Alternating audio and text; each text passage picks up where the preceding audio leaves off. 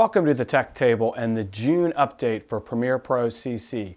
We've added some great new features in this release, and in this overview video you'll see our new support for things like proxy workflows, enhancements when working with Adobe stock, secondary color support, and the Lumetri panel with new HSL controls. We've also got brand new preview controls for VR 360 video. And finally, for our international users, we now have added open caption support. We've even extended our hardware support for Premiere Pro CC by adding brand new surface control support for new items like the tangent ripple, which is amazing with the Lumetri color panel. Even newcomers on the scene for Premiere Pro with the palette version 2, which is a customizable control surface that adds a very unique workflow to anybody's desktop. And finally, we've added new support, as always, for cameras like the Red Raven and the Red Weapon 8K. And not to forget the new DJI X5 RAW DNG camera for people that are using Osmos or drones. We have a great lineup for you. Let's jump over to the Tech Table and check it out. One of the new choices you have with this version of Premiere Pro is when you create a new project, you can decide what happens with media when you import it into Premiere Pro. So let me show you how this works. By clicking on New Project and then the Ingest Settings tab, you'll see a checkbox called Ingest with 4 options. And one of the key things to remember is on any of these options is you can continue to edit while any of these 4 processes are going on. The copy option allows you to copy the media as it is to a new location. For example, this is typically used to transfer camera footage from a movable media onto your local hard drive. The transfer path is specified by the primary destination option available in the settings. After the media has finished copying, the clips in the project will point to these new copies of the files. The transcode option allows you to transcode the media to a new format in a new location. For example, this can be used to transcode original camera footage to a specific location used within a post-production facility. The file path is specified by the primary destination option in settings, and the format is specified by the chosen encode preset. After the media has been transcoded, the clips in the project point to these transcoded copies of the files. Use the Create Proxy option to create and attach proxies to the media. For example, this is typically used to create lower resolution clips for increased performance during editing, which can then be switched back to the original full resolution files for final output. The file path where the proxies are generated is specified by the Proxy Destination option in the settings, and the format is specified by the chosen encode preset. After the proxies have been generated, they are automatically attached to the clips in the project. One thing to note is that we have created a few different types of ingest presets for you depending on whether or not you need them for just transcoding and you want the various settings to match the original format, or if you need an ingest preset to create proxies where the frame size and the file size will result in better overall performance on your hardware or even your network. You will notice that as I switch from Create Proxies to Transcode, that the preset list changes with different choices. The file will be the same frame size as the original, but use a different codec as you see here. Again, these are using the Match Source Settings feature. When I select Create Proxies, you will see that we also list a specific frame size that will be rendered. Take the time to look at the summary comments section as it explains all of the settings in the preset, and there are quite a few to be aware of. These summaries can also help you create your own additional presets. As you can see here, if your frame size is 6K, which is 6144 by 3160, for this preset we divide the horizontal and the vertical dimensions by 4, which gives you the 1536 by 790 that you see listed. This ensures that when you switch out the proxy for the high res, there's no shift in the video or black bars being displayed when you switch on the proxy. I created my own 720 preset, which includes a burned-in watermark Adobe logo. I'll show you how to create your own presets towards the end of this section. By clicking on the Add Ingest Preset button, you can add presets that were previously created. You'll also notice there is a PNG file in the folder, which is the graphic that I used to create my Adobe proxy watermark. Under the last pull down, Proxy Destination, you have a couple of different choices for where you want your proxies to be located. The default is same as project, which is going to store the proxies next to your project file, or if you happen to have set up a destination in Adobe Media Encoder and save that as part of your preset settings, you can use the preset destination choice. Or one of the ones that I find myself using a lot is saving the files to my Creative Cloud folder, which allows me to use that media from another location, or if it's a shared folder, another user. As you start to bring media in, you'll see the automated process start. I'm going to go ahead and right mouse click and import this one file, and you'll see it's added it to my project here. And at this point I can go ahead and drag it to my timeline and immediately start editing with it. This is fun, it never gets old, and it's something you can't do on Earth. And you'll notice if I go under Window Progress, you'll see it's already kicked off the proxy process for me, and I'm free to go in and start adding additional clips to my project. Every time I add another clip, it's added to my project here, and you'll notice it's starting to queue those up. Now what's happening in the background is it's actually using Adobe Media Encoder to do all those red file conversions to 720p at the right aspect ratio for me. You'll also notice in my project folders that my project files are starting to appear. You see that we add the word proxy after the file name to help identify it. Remember that you can also change the proxy destination in the preset settings if you prefer a different location. Premiere Pro is also smart enough to know what's proxy media and what was the original file called. So to share some of that info with you, all I have to do is go under Properties, and when you look at the metadata, it gives you the details on the file. Plus, it also tells you if there's any associated proxy media and what that file is called. So this is information, again, you can help to manage your media. Now, what's the process to switch between proxy media and your high-res media? Well, there's a couple different ways that you can do that. One of the easiest ways to do it is just to click the new proxy button that we have in the button editor. So I'm going to go ahead and add that proxy button just by choosing the toggle proxy preset here. And you'll notice that when I now click this button, you'll see that logo pop up here. Again, the proxy logo appears because when I made that preset, I actually included an image to overlay, burn in there, so I know that that's a proxy. So now as I'm editing, you'll notice I get a very fluid experience. And the green indicator here will tell me that. You'll also notice that under the process that Adobe Media Encoder has paused that because I'm editing and I want all of my horsepower dedicated to making sure that this proxy file, even though it's a 720 file, is still in a 6K sequence. So again, we're managing a lot of this information for you, making sure that your machine is running at top performance. Now, this particular machine that I'm editing on right now is actually a standard Retina laptop, just a 15-inch Retina laptop, so 2013 model. So I'm not editing on any high-end piece of gear because I think this is a very typical machine that someone might be editing proxies with. Now, a couple of other things to note on proxies. You have a couple of different ways to look at proxies when you're working with your footage. And one of the things you might choose to do when you're looking at this footage is have a little bit more control. Let me jump over to another project and I'll show you what I mean. As I open up this next project, I wanted to point out that I'm using it on shared storage, which again I think is a very realistic workflow for proxy workflows, being able to store files in a central location and have multiple people on different types of machines have access to that footage. Today I'm using a QNAP 871, which is a great little server for small work groups.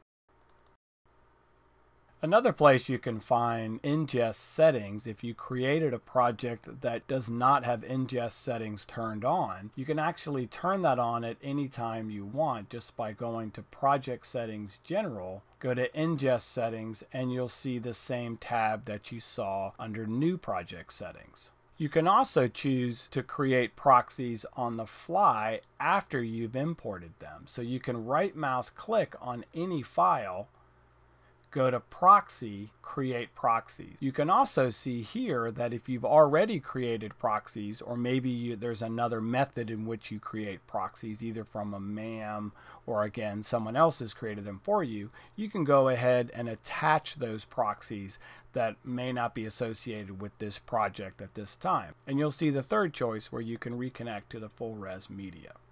As I pointed out earlier, when I turn my proxies on by using the proxy button over here, you'll notice that I have a proxy logo under here, again, that I manually added, and I will show you to do that at the end of this section. How can I tell whether or not I have proxies attached? One of the useful ways you can do that is to go under the project menu here and choose Metadata Display. Under the metadata display, simply go to the Premiere Project Metadata, scroll down until you see Proxy, click OK. I'm going to take the project panel out full screen by hitting my toggle switch to full screen. And you'll see Proxy all the way here on the end, and I'm just going to move that right next to my project name, toggle that back down to the normal view, and you'll see where I've got all of my proxies attached. And if I see that there's a proxy that's not been attached, I've more than likely imported that particular file, and I can right mouse click and choose at this point to go ahead and create that proxy and just use one of the presets. And you'll see that it knows that there's a proxy associated, but it's offline at this point because the process is actually still happening. So if I look under the progress window here, you'll see it's actually creating that file while I'm editing. And finally, I'll show you how to create an ingest preset that you can use when you make your proxies. I'll also show you how I added the Adobe watermark that says Adobe Proxy to all of my clips, which again is part of my preset. Toggle the proxy button off, the watermark graphic goes away, and when I turn it on, the watermark graphic comes back. Again, it's just a quick way to tell because we actually do an amazing job at scaling up the proxy to match the original sequence size. Let's jump over to Adobe Media Encoder and I'll show you how to create these. Under the preset browser, click on the plus sign to start creating your preset. You first want to start with an encoding preset and choose a format that's going to best match your needs for, again, the system that you're working on. I'm going to go ahead and choose QuickTime. And under the video codec here, I have a number of different choices. I'll go select Cineform. And under my effects, I'm going to choose Image Overlay so I can use this as my watermark. I'll choose that file, which is this Adobe Proxy PNG that I created in Photoshop. And I'm going to want that to be down at the bottom right side. And I'll put that size at 25% with absolute sizing. And I'll set the opacity to about 40%. And choose any other settings that you would like as far as your encoding goes. I'm going to set this up to a 1280 720 file size as well. The next step is just to give the preset a name. And I always take the time to make a preset that has a little bit of information about what's going on there. And I always label it either encode or ingest, so it's easier to remember what type of preset it is. You can also go under comments and add some additional information there. And you'll see that my new encode preset comes up right here. Now let's go ahead and create a new ingest preset that we'll actually use to create the proxy. It tells the proxy settings what you want to do with the file as you're creating it. Are you going to copy it, or are you transcode it, or are you going to create a proxy and put other properties on it? Now you just click on Transcode Files, choose a format. I'll go ahead and choose QuickTime since that's what we based our encode preset on. And if you click the drop-down menu, you'll see all of the defaults that we ship with. And again, any presets that you create. And that's all there is to it for creating an ingest preset. If you want to import presets that you created earlier or that someone might have given you, you can go to the preset browser and click Import Presets, select those presets, and then click Open. You'll also notice in this same folder where I have these presets, the file that I used to create the proxy watermark image is also located in this folder. It's a good idea to make sure that when you create those presets that you know where the graphic is and you can keep those files together so the encode process knows where the graphic is, because it will need that graphic when it goes to use it for encoding. Another enhancement that we've made to this version of Premiere Pro is through the Libraries panel when using Adobe stock. Now when you search for Adobe stock, and I'll go ahead and search for some NASA footage, you'll see you get a results from switch, which allows you to sort through different types of assets. So if I just click on the videos, it'll go ahead and search for NASA videos and tell me which ones are 4K and which ones are HD. And you can just go ahead and scan these. And when you find one that you like, click on the Save Preview.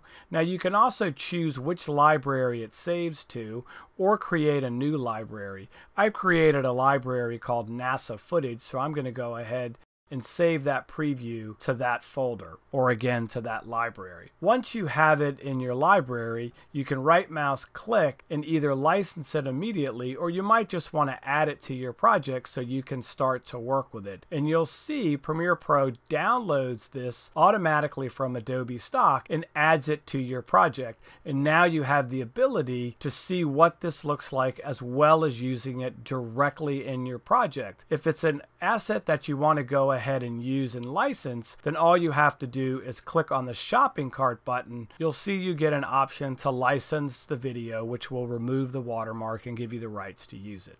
Let's jump over to the color workspace and take a look at the changes we've made in the Lumetri color panel. Here you'll see we've added a new section under HSL secondary color. And here you can isolate a color or a range of colors that you want to target to make a change to. In this case, I'm going to want to go ahead and select the green in this aurora here and change its color slightly. There's a number of ways to do this. You can use color pickers and set a color and add and remove colors, similar to what you would do in Photoshop. Or you can just use these presets up here that have a preset defined range of colors and start with those presets. I'm going to go ahead and pick green and then click on my color gray matte to start to isolate those colors out. From here you can adjust the sliders to expose the color that you're looking to change.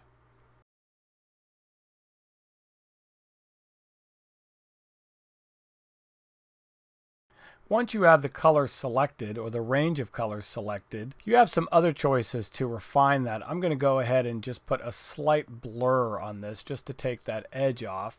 I'll go ahead and deselect the masking area, and just to show you, you have a number of different choices for how you might want to matte this out so you can really start to get a better idea of what you're affecting. At this point, now I'm free to go ahead and make the changes to that isolated area. So if I want to make this a little bluer and just give it a slight blue tint, I'm now able to come right back over here, and you'll notice that Aurora now takes on a slight blue tint. Again, this is great for making subtle changes or even changes where you might want to choose to change a color as an effect. So I'll give you an example. If I go to my effects controls, go to my HSL secondary, and maybe I'll add a couple keyframes to this color. I'll go ahead and start it out on that blue color, and by the time I get to the end, I might want to go ahead and change that maybe up here to this range, and you'll notice as the video plays, the aurora will change color over time.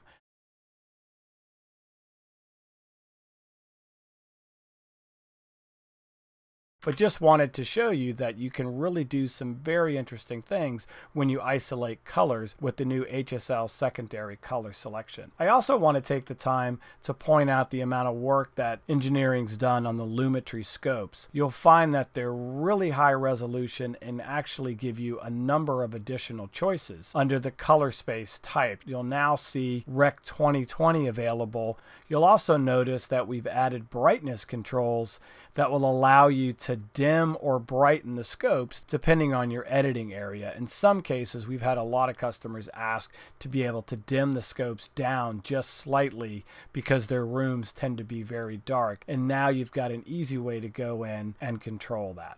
One of the features that's getting a lot of attention in this version of Premiere Pro is working with VR clips.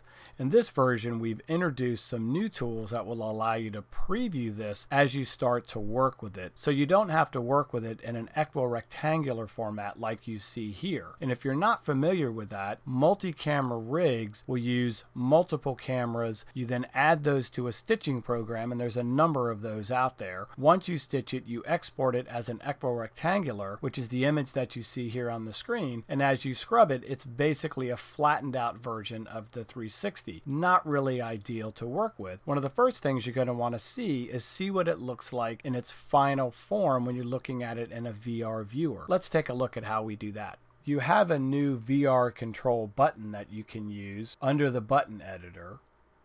And it's this button right here. I'm going to drag it right over here next to the proxy button. And when you click on this, you'll go ahead and toggle to VR mode. Now, before you toggle to VR mode, you're going to want to go ahead and set your VR video settings to the settings on how your video was shot and how you want to monitor that. So there's really just a couple of settings. I happen to know that this is a mono video, so I'm going to go ahead and choose mono. And I know that it's a full 360 camera. Some cameras out there are 180 cameras, for example. And the monitor view that I want will be set at 90/60. You do have a number of different choices, so let me show you what a couple of those look like. So I'm going to click OK, and when I click on VR, you'll see that I'm now given this window that I can move my mouse around and sort of see what's going on in the 360 area. And of course, you can play the video and take a look at it as well. If I go back under the wrench again, and I choose settings, I can widen that area. So if I take it to say a 120/60, that's going to widen it by 2:1.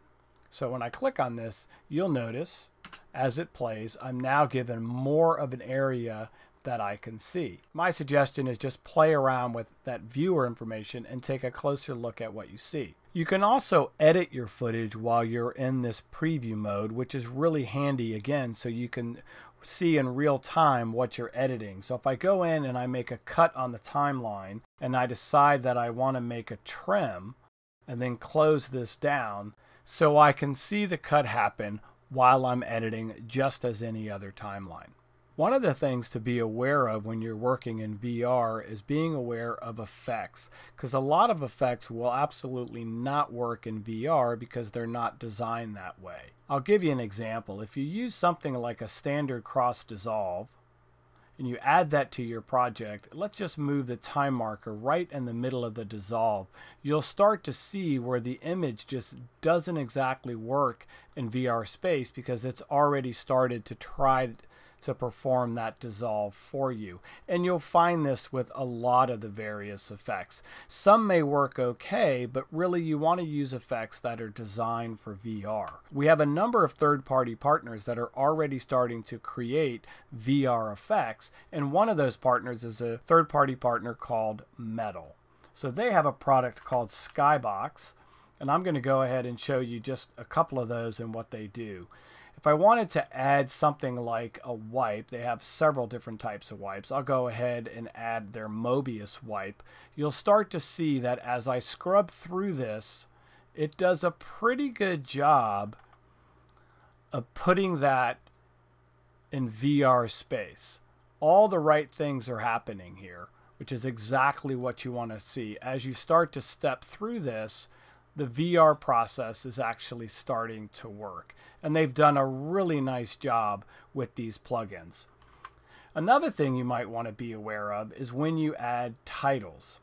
So I'm going to go ahead and just add a title to this. This is just a standard Adobe Premiere title. And you'll see the title is way up here on the top, and obviously the wrong things are starting to happen to that title by the way that I have the video displayed. So how do I deal with adding titles? So again, you go back to your effects panel and you'll see that there's a plugin by Skybox called Project 2D. You can just drag and drop this on there, and you'll see that you have the title presented there. Go to your effects controls and decide what type of scaling you want on that title, and whether or not you need that title to do anything like rotate. So let me just show you what starts to happen as you move this around. That actually looks like it's doing the right things. What happens if I want to add some keyframes to this? Just give you an idea. I'll just add a couple of very quick rotation keyframes to this. But as this starts to rotate, all of the right things are happening as I'm moving this thing around in VR space. So it looks really good as I start to come around. So if I come over here and I come all the way back around 360, that title is exactly where it should be. Again, all the right things happening in that 360 space. So I just want to make you aware of working with effects. And for right now, there's some great choices out there from our third-party partners. So make sure you go check some of those out. Now, one other thing we can do in VR is work with stereoscopic footage. And there's a really cool trick you can use as well by setting it to anaglyph. Let me show you how that works. The first thing you'll notice in this sequence, I have one video on track 1, but I have 2 videos that appear to be on top of each other in the program monitor. The stitching program that put this together rendered this out in an over-under stereoscopic output. Now you need to tell Premiere Pro's VR viewer what it is that you're looking at. So if you go under the wrench menu, go to VR Video Settings, you'll notice that we have a setting for stereoscopic over-under, and you can choose whether or not you just want to view that as the left eye or the right eye. So if I choose left eye and click OK, now I can edit this footage in just a standard mono view with all the stereoscopic information still there. Or if I want to view it in stereoscopic, I have the ability to go back to the settings and set that to anaglyph, and then I can wear the red-blue glasses, and it actually works amazingly well. And the image looks really, really great. So once you've got your settings set and you know that this looks right, it's time to export. And there's a couple of things you're going to want to know about export. Since this 360 project is fairly straightforward and also just has stereo audio, there's only a few simple things that you really need to know for export. Also keep in mind that exporting for VR 360 can sometimes involve more advanced audio setup where your sequence needs to be set up for multiple tracks or 5.1 to give you that true immersion experience that this new exciting medium brings us. Keep your eyes open for more detailed workflows on VR as we continue to bring you the best in Premiere Pro CC. Hit the subscribe button to ensure you stay connected. So let's go ahead and export this. I'm just going to go to File, Export Media, and I'm going to choose either H.264 or I'm going to choose H.265. H.264 is limited to 4K. A lot of what you'll see in VR and 360 video now is actually 8K wide. So when you need to go higher than 4K, just use H.265 or HEVC. So I'm going to go ahead and choose H.264 because as you see here, this is a 21 by 60 1080 image. And I'm going to move the slider all the way down at the bottom, and I'm going to tell Premiere on the export that this is VR video, so it adds the appropriate metadata. This allows the browser or the playback device to read the metadata on the file to tell it how to decode it, either as monoscopic or one of the stereo modes. Since this is mono, I'm going to go ahead and click it to mono. You can actually publish this directly either to Facebook, Vimeo, YouTube, or anything that supports VR video. And that's really all there is to it. In this new version of Premiere Pro, we've also extended our captions offering. As many of you know, we've had support for closed captions in the past, and now we've added open caption for our international customers. Let's take a quick look at how this works. You'll find that this works very similar to the closed caption workflow for those of you that had used it in the past. Just go to File, New, Captions. It'll automatically pick the appropriate video settings. And here you're just going to select from the standard pop-down list, Open Captions. Click OK, and now you'll notice it's added a new Captions item in the project bin. When you double-click the Captions item, you'll notice it automatically brings forward the Captions panel. There's a number of ways you can do this, but one of the easiest ways to do it is just to set your out point to be the end of your timeline, which I happen to know mine is 5614, and that's now the length of my caption. You can create multiple caption streams depending on what you need. But for this example, I'm just going to use one. I'm going to jump back over to my project, and I'm going to grab the captions and I'm going to put it right on the timeline. And you see it's already extended to the entire length of that clip. So I'm going to go ahead and listen to the audio and then type what the person says. Okay, copy that, Scott. And with that, if you are clear. You also want to note the out point. Now I'm going to go ahead and I see my out point is 414, so I'm going to make the out point of this clip 414 just by typing 4:14 and hitting the return key. I'm going to go ahead and add that text, and then at that point hit the plus sign, and I'm ready for my next set of text. Now let's go back and see how this looks. Okay, copy that, Scott. And with that, if you are clear. And you'll see it disappears when it hits this number here. Now to make this easier, if you're going to be doing it in this very, very manual way, it might not be a bad idea to go ahead and type this out in a word processor, or what I've just used a note app here, and I've noted all of my times. So I'm going to go ahead and add all of these in here really quick. So to do this, all I have to do is copy 504 718 504 7.18 and paste, and now I'm ready for the next one. So if I wind this back and I see how it works, and with that, if you are clear, we can give the go to. And you can see it works exactly like you would expect it to. By just highlighting the text, you can do things like remove the background. So I can click on the background, take the opacity down to 0, and I might want to change my font to a heavier font, something that's a bit thicker. And let's bring the size up maybe to 100, make it easier to read. This is also really flexible compared to closed caption, which again is controlled by your television or your closed caption device. Open captions, again, much like subtitles, are very flexible. So you can create fonts, different colors, and pretty much have all of the controls that you see here. I'm also going to add this to the upper part of the screen to make it easier to see. And now when I wind this back, and you'll see it appears at the top. Okay, copy that, Scott. And with that, if you are clear, we can give. And you can also see that you can mix and match. So if I highlight this again, I can go in and just make the same adjustments. Maybe I'll put this one in the upper right, make that font a little bit bigger, and then wind that back and make sure that looks okay.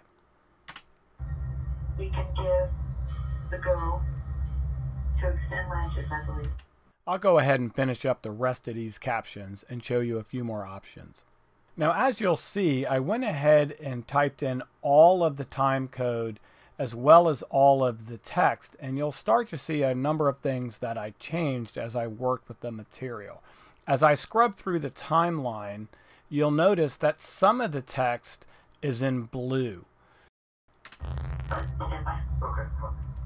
So you'll notice that they said standby, and then Scott answers, okay, copy. So when I go down to that part, you'll see that I have the ability to individually select text and make changes to it as well. I don't have to define the whole set of text as one parameter, so you can move things around. Even with all the flexibility you have in creating text like this, it's still a lot of work, and there's a much easier way to do all of this work, and that's to use a capture service. So one of the capture services I've used in the past is a company called rev.com. They charge $1 a minute to transcribe your video into various formats. Now there is a couple things that you need to know. One of the things you need to know is you're essentially going to get back a closed caption file, at least from this company. There's a number of other companies that work. This company does closed captions, they do some subtitling, but the easiest way to do this is when you get your file back, either use an SRT, an SCC, an MCC, or a TXT file. These are standard closed caption files. We can easily convert those to open captions. Let me show you how that works. I have a closed caption file here, and if I put it on the timeline, in order to see closed captions, you actually have to enable the closed caption display. So I'm going to click on that toggle, which can be found in your button editor, and you'll see that closed caption looks exactly like closed captions would be. And if I double click on this, the editing is very similar. You just have a limited amount of choices because, again, closed captioning is controlled by hardware. Now, if you want to convert this, it's really easy. I'm going to click on this and take it off the timeline. And the first thing I would recommend is that you duplicate that asset and give that a different name. I'm going to go ahead and just call it open caption.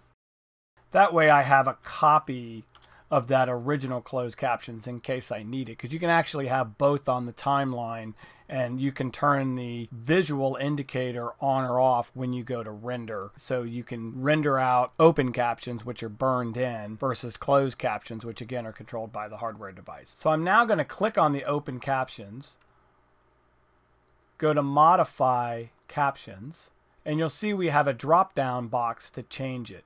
Now you can only change closed captions to open captions. Once you convert them, you can't go from open captions back to closed captions. So just remember that. So I'm going to click open captions, OK, and now this is an open captions. And by the way, this button here doesn't have any effect on open captions. That's strictly for closed captions. So now when I double click on this, I can just go right back in here and start to define what that looks like, just like I did before. So I can go in and pick any font that's in my system, go ahead and change my opacity in any setting that I need to. And again, maybe I'll just throw this up at the top, maybe make that a little bit larger, and bring that up on the top line, and you see it's going to work exactly like you need to. So again, using a capture service to create those closed captions you'll find is much easier, but if you need to and it's a short piece, go ahead and create that by hand just like I showed you. And again, you can always just use a word processor to get yourself on track and copy and paste, or there's even ways to save it as text files. There's a strict format that you can use and just type that in yourself. And that's a quick wrap on what's new in Premiere Pro CC for June 2016.